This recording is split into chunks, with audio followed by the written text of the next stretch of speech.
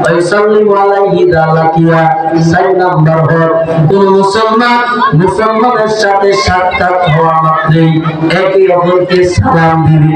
সুবহানাল্লাহ। ওয়া ইউসাল্লিমু আলাইহি ইযা লাকিয়া। মুসলমানের সাথে অন্য মুসলমানের কথা হইলে প্রথমে দিবে কি?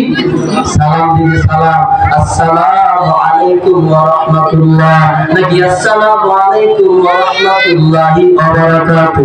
আমার আল্লাহ তাআলা কুরআনুল কারীমের মধ্যে জানায় দেয়, এই আয়াত তেলাওয়াত করছি, ওয়া ইযা হুইয়িতুম বিতাহিয়্যাতিন ফাহাইয়ু বিআহসানা মিনহা আও রুদ্দুহা ইন্নাল্লাহা আলা কুল্লি শাইইন হাসিবা।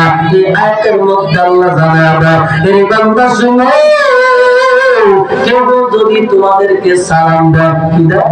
সালাম দেয়। সালাম যেরকম ভাবে সালাম দেয়, তুমি তোমার এই সালামের জবাবটা বাড়াইয়া উত্তর দাও। সুবহানাল্লাহ বলেন।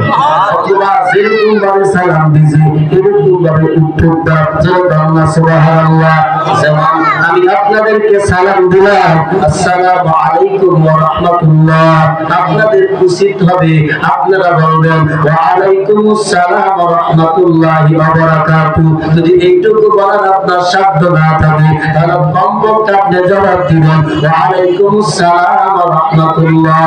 সালাম দেওয়া সুন্নাত, আর সালামের জবাব দেওয়া ওয়াজিব। যেরকম সুবহানাল্লাহ।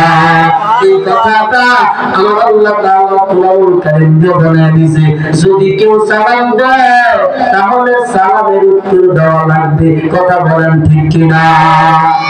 মুসলমান দাবি করে সালাম তো দেই না, কথাবার্তা লাগে সালাম না।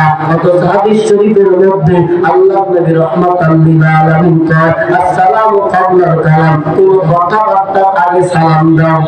সুবহানাল্লাহ বলেন।